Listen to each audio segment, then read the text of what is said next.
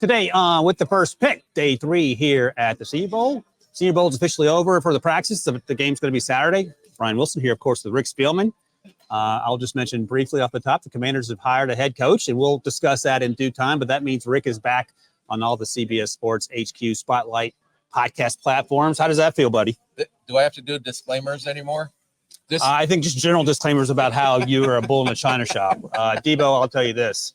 We're at the coffee shop today, one of the hipster coffee shops I like to frequent here, and he's yelling and screaming at people he sees across the room, and like he's never been indoors before. That was fun. Thank you for that. Yeah, no, I'm like what do you say, whatever floats in a punch bowl when you take turd. your. I think a turd. You're the turd in the punch bowl.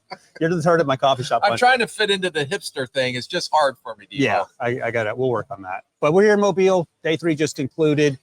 Today we'll talk about superlatives, our best players, our favorite players in each position group. We'll talk about the quarterbacks, of course, and then we'll obviously spin it forward. Next week is the Super Bowl, and we'll talk about the teams and how they were built, especially their rookie rosters. But look for that. So now, Senior Bowl conversation, day 3 breakdown. Let's just start in general terms. Anything stick out to you that got your attention that maybe you were concerned about or happy about yesterday? No, I just think that as you watch the practices in general, and a lot of the players that I had my eyes on actually got better through the week. And that's what you want to see as an evaluator. You don't want to see guys go down. You want to see guys continue to climb.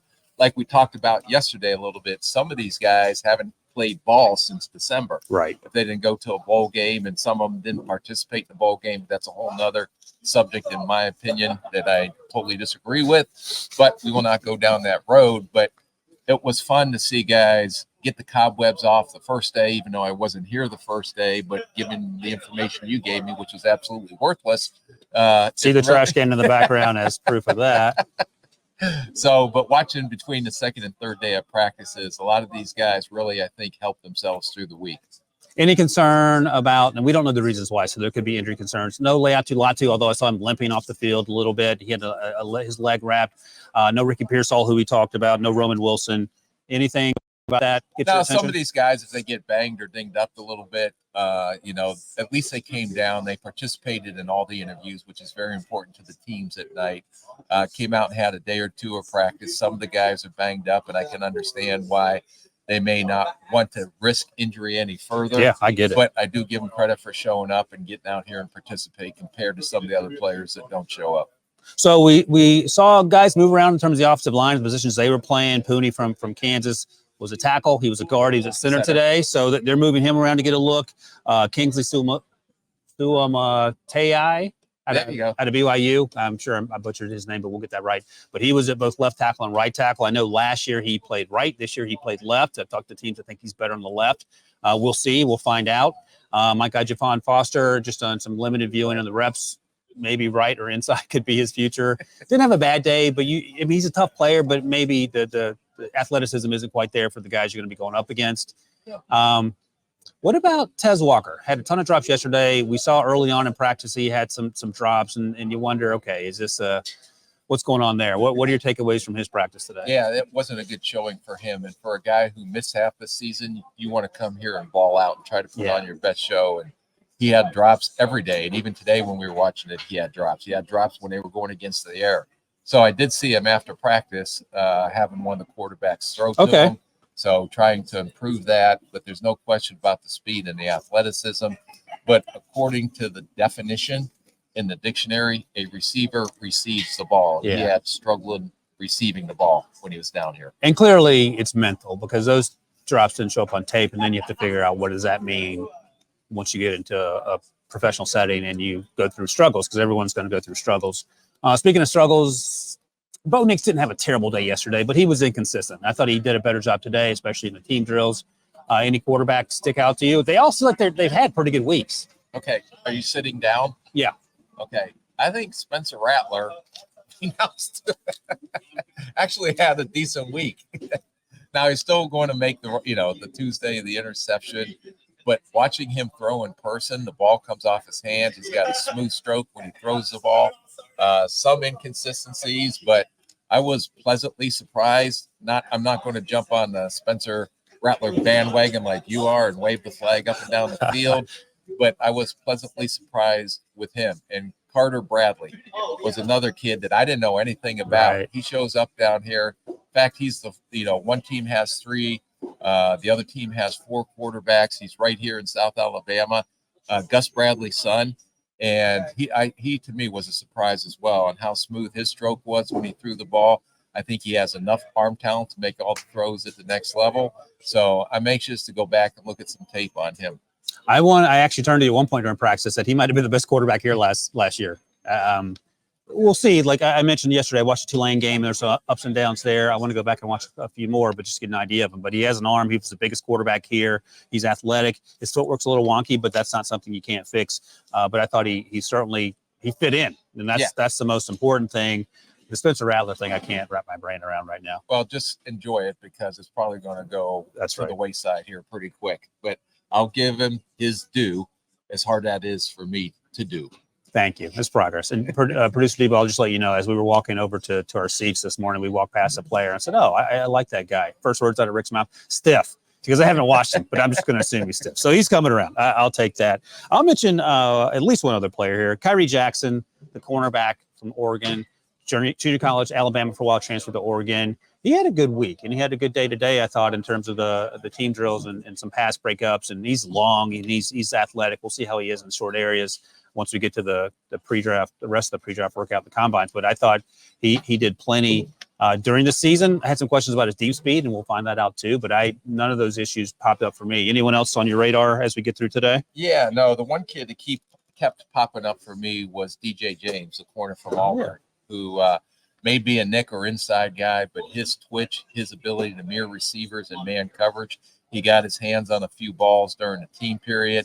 He just was one of the most consistent corners I saw perform down here week in and week out, or day in and day out. But the one guy that I was really intrigued with was Cam Hart from Notre Dame. Yeah.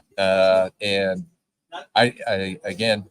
you're learning the process. Go ahead. Admit another mistake you made. Kid, a 6'3" corner that's over 200 pounds. That moves very smooth athletically. I know he's had some concerns durability-wise while he was at Notre Dame. I know you were very high on Juju Brents, who ended up going to Indianapolis and playing pretty good for him this year. So I saw some similarities that way. I still don't think that he's going to be an all-star or a Pro Bowl type corner, but I was pleasantly surprised on how athletic and smooth he looked for as big and as tall as he is. Yeah, I didn't have him rated that high coming into the week, but I mean the story's not finished yet. But I'm glad at least you were able to give me a little credit for Juju Brents. So yeah, well, knock on wood. It's only year one. It's only year one. Another player I'll mention, 2 players in fact. We were watching the one-on-one drills. Christian Braswell continues to impress, the edge rusher out of Alabama, and in one of the reps that I particularly enjoyed watching was against Patrick Paul, the left tackle from Houston, who I think has done himself some favors this week. I thought, like you were talking about Tyler Guyton yesterday, the tackle from Oklahoma, I thought I saw a little more sand in his britches. Like he's a little tougher than I thought he was during the course of the year at times. Braswell got the best one on the one-on-one. That doesn't mean anything, but it's just something that stuck out to me. Yeah. No, well, but I mean, why you do the one-on-one right down here. It's not the end of the story, but it's just one data point. It's part of the story. Let's not forget that chapter. I know. I just want to caution against the Tyson Bagent syndrome from a year ago, where we just X him out, and he actually ends up being a good player. Let me ask you this, and then we'll take a break and do our Super Bowl superlatives. I know Debo can't wait to get to those. What'd you think of the Joe Milton had a pretty quiet week? What'd you think of the interception in the red zone? That was a pretty bad interception. Well, that's the part that I think teams are trying to get to the bottom of is, can he process it? Can he make good decisions? And in the red zone, that was a poor decision that he made. There's no question about the arm talent. He moved around in some of the drills they were doing, rolling to the left, rolling to the right. He looks smooth for as big as he is athletically. But can he process, and can he make good decisions? And some of those warts that showed up during the year showed up down here. All right, let's do an impromptu little quarterback ranking here. Would you take Spencer ahead of Bo Nix? Spencer Rattler ahead of Bo Nix in the draft? Absolutely not. Oh, you're not that far down the road. Okay, no. okay. Yeah. All right, I want to see how crazy you're willing to get. No, I'm okay. Let's get back to reality. All right, and as a little preview before we go to the break here, you taking Michael Pratt ahead of those two? No. Oh, all right. Interesting. Well, slowly but surely, we'll get Rick on the right track here. He's only got 30 plus years of NFL and scouting experience. What does he know? All right, we'll take a quick break. When we come back, we'll do our Senior Bowl superlatives, position by position, as demanded by Debo. So we'll do that right after this. All right, Rick, we're back. Going to start at the top. Quarterback of the week. And Debo says we have to come to a consensus, so this should be interesting. I would imagine people know, but in case they don't, Bo Nix, Michael Penix Jr., Sam Hartman were on one team, and then it was Carter Bradley out of South Alabama we talked about a moment ago, Spencer Rattler, Joe Milton III, and Michael Pratt. So who is your quarterback of the week? Who was your quarterback? Because if we're going to sit here and argue quarterbacks, there's dinner, and we only have so many times before the tape runs out that Debo's filming right now on this. Right. He's got the H-track. Debo's filming this, yeah. He's got the H-track. I thought Michael Pratt had the best week. Okay. I thought I didn't have any questions about it. I mean, there were no huge concerns about him coming in, but I thought he showed more athleticism. I joked yesterday that they timed Joe Milton throwing his fastest fastball at 76. Yesterday, that's what Michael Pratt hit on the radar gun. He hit 76. So we know the arm strength's there. The decision-making, I mean, he made good decisions this week. We'll see what happens in the game, and then we'll, continue to evaluate that. But I thought he did himself the most favors. Okay. Again, because I want to get to dinner. Yeah. I can't jump on that bandwagon. But you don't want to get to dinner. Yeah. No, but I want to get to a guy that I know you'll jump on the bandwagon. Maybe I'm setting you up so you get to that guy. Yeah, Spencer Rattler, so we can get to dinner. Yeah. But, I mean, you just made the point before the break. It's a good one. And I think there are questions about all sorts of questions about him over the last 2 years, about who Spencer Rattler is as a teammate and as a player. And I think he got better at South Carolina. And like you said, he didn't blow anyone's hair back here this week, but he didn't do anything to make you say, oh, my gosh, this kid can't play in the NFL. No, I think he really helped himself. Day two? Yeah. All right.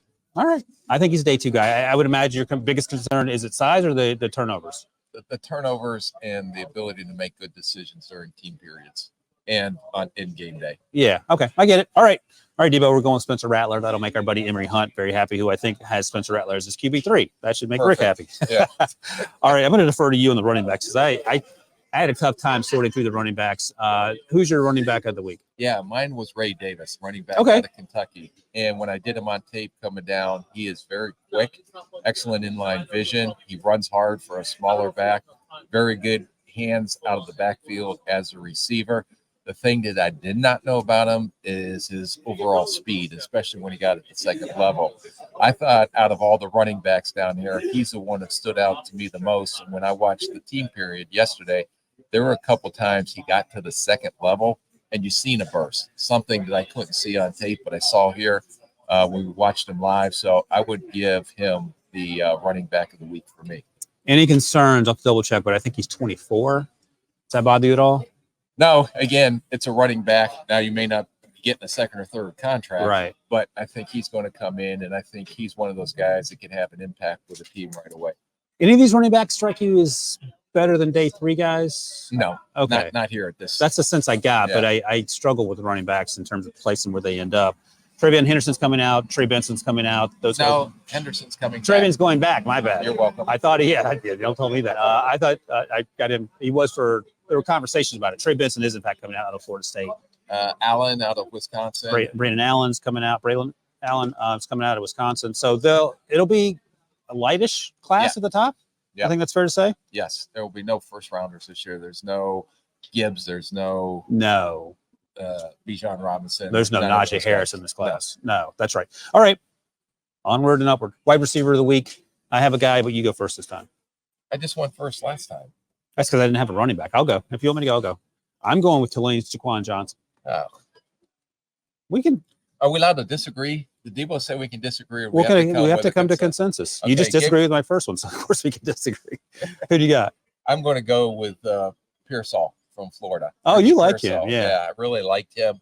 I loved his ability to run routes. I think he plays faster than he's going at time, although I think he had a 20-mile-per-hour thing on. He did. Whatever that means up there. And the dollar bet is 4 or 5. You took under. Yeah, I took under. So I think he will break that. But his ability, and he didn't practice today, but to find open seams in the zone, his hand-eye coordination, his smoothness after the catch, he's the one that really, because I wanted to compare him to Ladd McConkey from Georgia, and I thought that McConkey was better when I watched the tape, but this kid, I think, closed the gap just off of this week. You give me a hard time about this, but why are you comparing Ladd and Pearsall? Why are they two guys? You make fun of me about comparing those two players. Because they're bunched together. It's I just see. I see. And I'm just saying it before someone makes a note in the comments, because inevitably some wiseacre will have. No, but the guy I really liked, and I thought he had some drops today. Which was crazy. He didn't have any drops throughout the entire season. And Marcus, I went on Roseme Jack Saint. Marcus Roseme, Jack Saint. Absolutely. Yeah, from Georgia. Now, he's the one that I would have put up there. And then I saw a couple of drops today, some inconsistencies. But to me, you know who he reminds me of? A little bit athletically, long arms, catch away from his body. We talked a little bit about the Virginia kid. Oh, right. Dontavian. Yeah, Dontavian but Wicks. I'm going way back. Chris Chambers. When Chris Chambers came out of Wisconsin. He was a sticky hand machine. Yeah. And Wisconsin? Yeah. Correct. Yeah, we drafted him down in Miami in the second round. And I thought he showed some of that until today. Then I got a little bit more doubt in my head. The man had 2 drops in 10 months, and he's out. Yeah, he's out. Did you learn nothing from C.J. Stroud? You got to let a brother warm up. Yeah, Marcus Roseme, Jack Saint, no drops during the course of the season. Had a good start of the week. Had 1 drop yesterday that I noticed. Had a couple today, and he was angry with himself. But I think he's a guy to keep an eye on. But I understand why you went with Pearsall. I'll just mention I'm fine going Pearsall. Jaquan Johnson had a great week. Yeah. He can play in the slot. They had him line up outside a little bit, and he was always open. We talked about Jacob Cowing out of Arizona. We talked about Josh Downs, those type of players last year coming out. There were no Tank Dells here. I mean, no one close to probably Tank Dell, I don't think. But Jaquan Johnson consistently was getting open this week, and I thought he had a good week to go along with his teammate Michael Pratt. All right, those are the wide receivers. Tight end of the week. Yeah. I'll just start because you're going to disagree with it.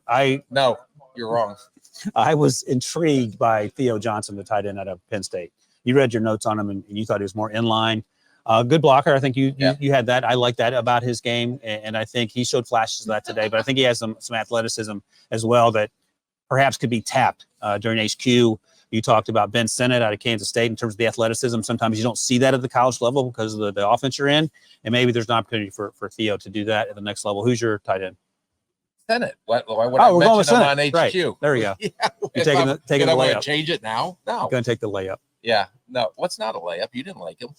Oh, of course I liked it. I told you he was Dallas Clark. No, he's not Dallas Clark. I think he's as close to Laporta as you're going to get out of this year's draft. Hey, so he's your tight end one? Wait, no, Brock Bowers, he's your tight end two? I bet you by the end we get through that because we got Sanders right at Texas. And, Jatavian, that's right. He was at the Shrine Bowl. Yeah. But Bell down here is an athletic kid from Florida State, the transfer from South Carolina. But I don't think it's the same depth, especially at the top of the tight end class as it was. It doesn't feel like it. Not yet. Yeah, last year. But Sinnott was a guy that really popped out to me. Yeah, you've taken quite a shine to Ben Sinnott. Yes, I have. Out of Kansas State. It's funny, we didn't talk a lot about Jaheim Bell. That doesn't mean he had a bad week. We'll go back and watch everything and circle back on that. But I was hoping for more during the fall based out of the lack of opportunities he got at South Carolina. And we thought this offense might help unlock that. We didn't see it. Speaking of not unlocking things, Johnny Wilson didn't practice today, the wide receiver out of Florida State. Assuming he's healthy and just took the day off, maybe he's dinged up. What does that say to you? Nothing. Okay. All right. Like I said, I want to give him a check and for credit for showing up and participating. Yeah. Even if it wasn't the whole week. He had a average week. Yeah. The problem I have with a guy that size and that large of catching radius, he doesn't consistently win the contested catches, which should be his forte, especially in the red zone all day long. And I don't see that all the time from him. And then it sort of leads into the next question. That means he's probably not Jawan Jennings at the next level. If you want to do that, make him a bigger sort of middle of the field target. Yeah, I don't know if he's going to be a tight end. Or even like a in-between, like tweener, a Marcus Colston type. You're a lot smarter than I am on that if you want to create something, create a monster. By the way, Debo, just so you know, when I made that Sam Hartman hair joke yesterday, and he went straight to my bald head, he warned me not to do it again today. So he wasn't joking either. There was not a twinkle in his eye like there usually is. All right, so we're gonna go. Because I didn't get a chance to do my hair today because I thought I was still banned. So. Oh, right, you wore a hat on HQ. Oh my gosh, you're like Matt Ryan. Who do you think you are, Matt Ryan? You wear a hat on HQ. All right, offensive line. So Ben Sinnott, tight end out of Kansas State. He's our superlative tight end. The inaugural WTFP Player of the Week at the Senior Bowl. Should have him up here. We'll hand out the awards to him, shake his hand, and give him his diploma. All right, offensive line. We give them T-shirts, but we don't have any. I don't want to go down that road. My tailors give me a hard time about making our handmade stuff, our bespoke with the first pick gear. So I'll talk to you about that. All right, offensive line. I have a few names, and then we can decide on one. You want to go or you want me to go? Go ahead. I'm just the guy in the corner again. All right. Tyler Guyton, you mentioned yesterday. I was impressed with his week. Patrick Paul, who I mentioned a moment ago, I was impressed with his week.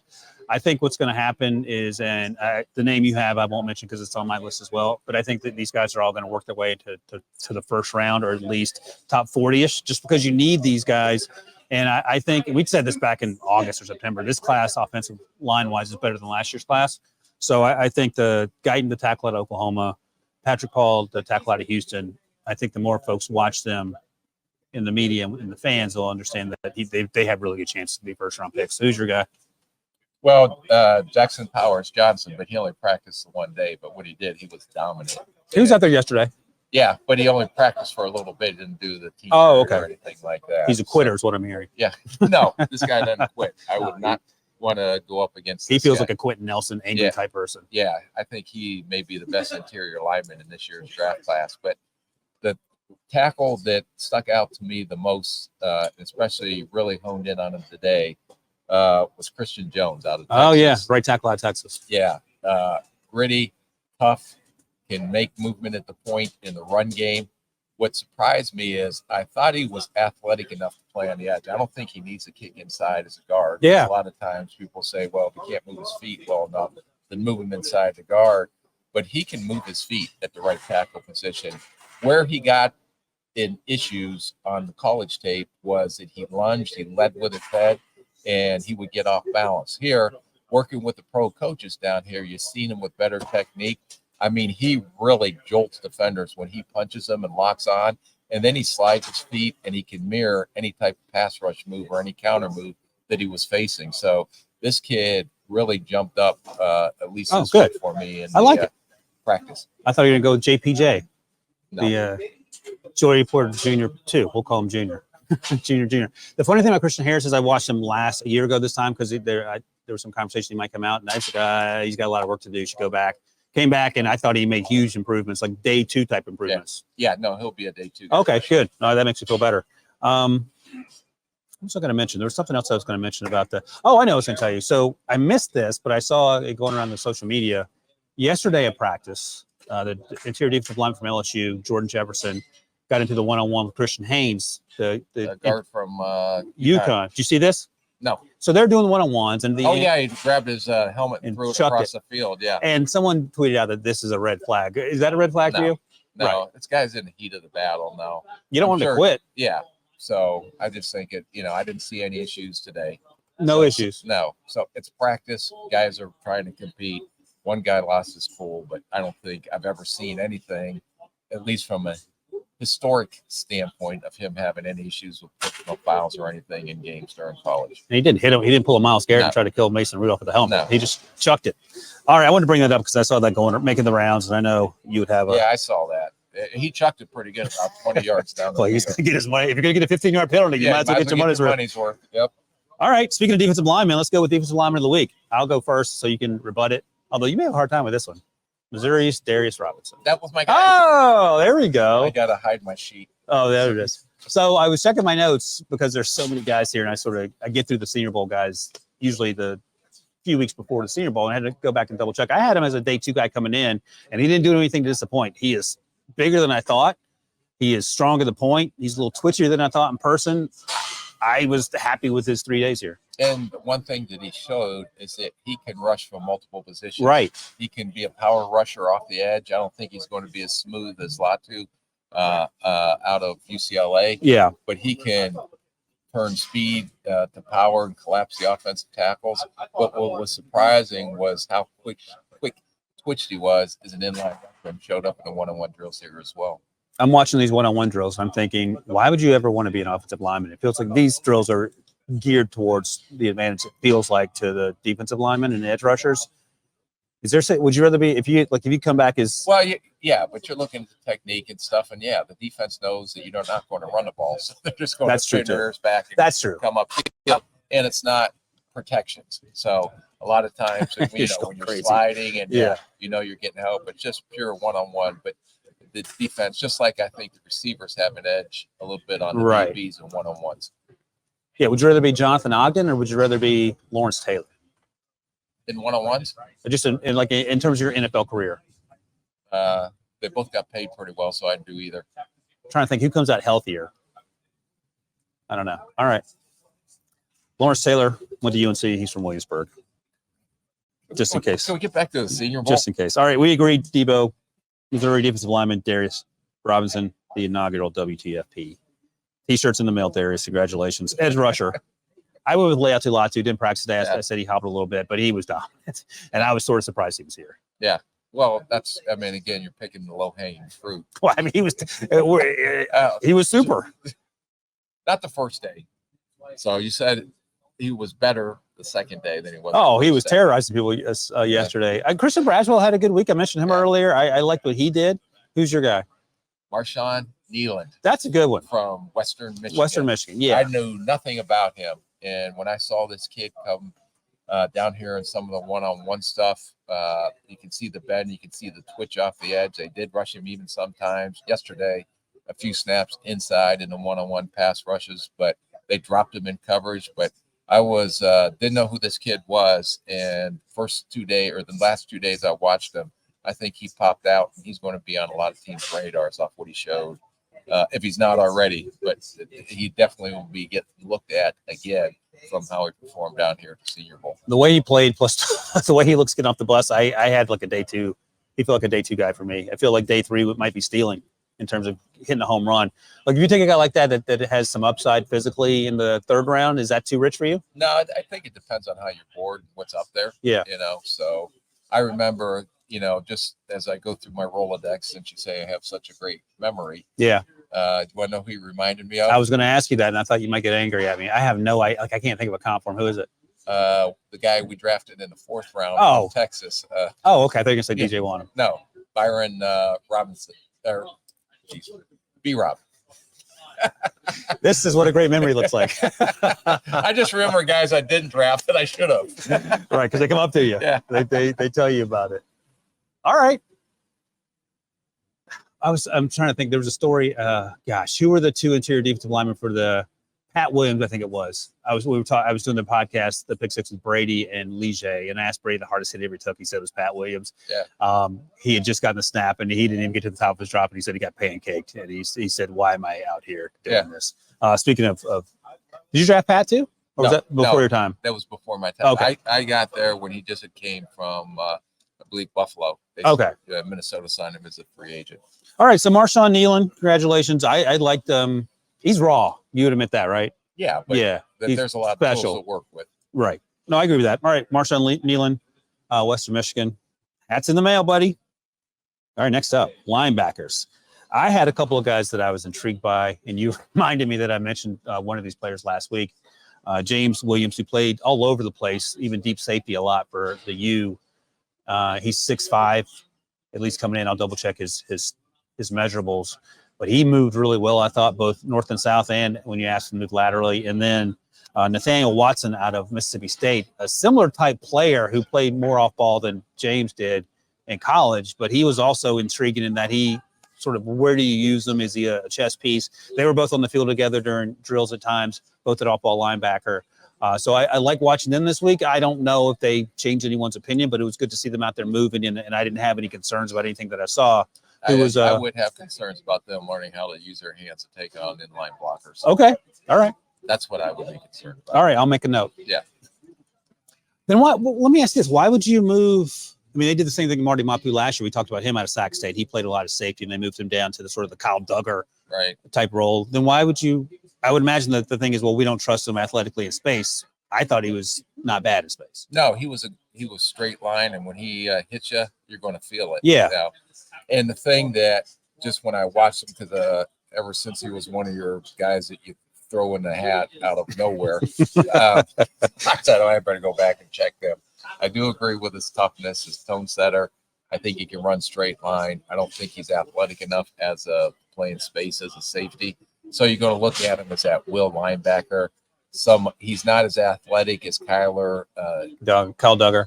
What about Hufanga? Is he more athletic or bigger than Hufanga? Definitely bigger. Yeah, but that would be somewhat. He was a day 3 guy, by the way, Hufanga. So maybe. Yeah. Yeah. So this guy's not a day 2 guy. This guy's going to be definitely a day 3 guy.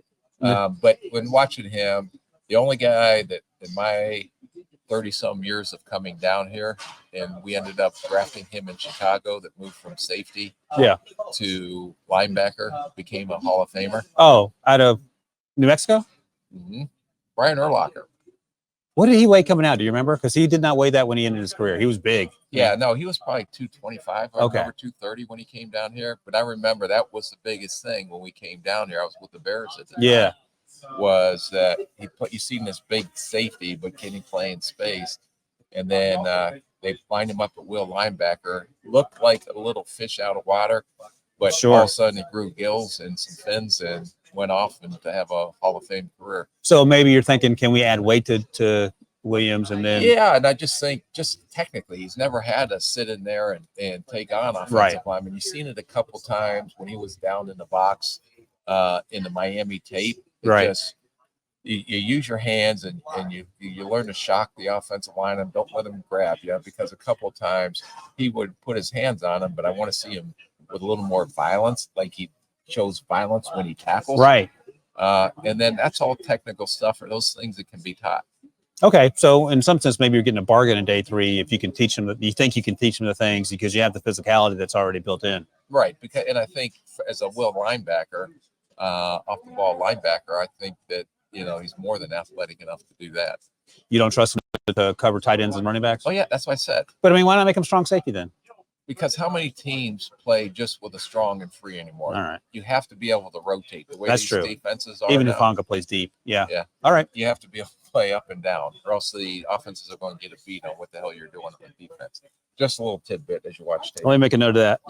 All right, who's your linebacker? Sorry, I'm just a scout in the corner. Scout in the corner is back from he took 3 weeks off right before the Senior Bowl to go on vacation. That's kind of relationship he has with the owner. Must be nice. Who's your linebacker?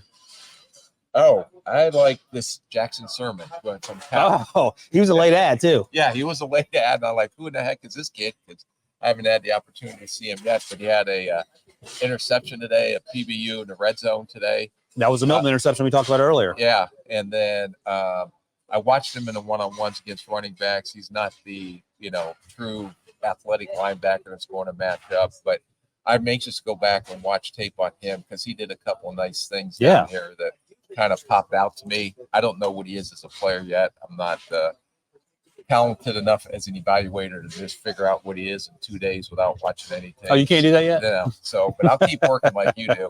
Eventually, I'll get to your level. All right. One last one. I'm going to group the defensive backs here, so you can go safety or corner or both if you have names for both. I'm going to go with my guy Kyrie Jackson, who I mentioned on HQ, the long corner out of Oregon, Alabama transfer. He had some PBUs in today's practice, and of course, Quinyon Mitchell, who practiced today, didn't need to. He didn't need to show up, but I think he solidified himself as not only a first rounder. Would you take him as your CB1? I think that he's made a really strong case to be CB1 off the board because you got Kool-Aid, McKinstry, you got Terrion Arnold that's coming out of Alabama, and my guy Nate Wiggins, Cooper DeJean. There's a lot of guys that weren't here, but I think a kid like that, especially coming from Toledo, that comes down here and puts on the show he did down here, it's going to be a tight race on who cornerback one is going to be off the board this year. Cam Kitchens was here, and I didn't get a chance to watch him closely, so I'll go back and watch. And he may have had a great week. I just didn't know it. But he was solid. Okay, so he could be in the conversation for safety. You mentioned Javon Bullard as the Nick yesterday. He could be in the conversation as well. I thought his teammate Tyke Smith did some good things when I watched. I liked what he did over the course of the season. And I don't have his name, but the other kid that kind of popped out to me was the big kid from Oregon State. Oregon State, Olapedo. Olapedo. I liked him coming in because he was big and long and sort of. And he did some things down here that popped off watching him move around live. And I thought, just from my quick glance at him, just to get a feel for him, but I thought he moved around a lot more athletically than I anticipated him doing watching him live. That's great. Yeah, because I made a note of him coming in. I thought I want to keep an eye on him, so I'm glad that you at least didn't hate him. I watched everybody down here, just so you know. You had your head on a swivel. You're pretty good at that. Taking phone calls and yelling and screaming in the press box, Devo, and he had to go. He asked him to take the call outside. It was a whole thing. All right, that's it. We are done in a tidy 34 minutes. That's a wrap from the Senior Bowl. That's a wrap from day 3. We'll be back next Tuesday, I think. We'll check on Rick's schedule here. Yeah. We'll do a preview of how the Super Bowl teams are built, among other things. But thank you guys who watch and listen and comment.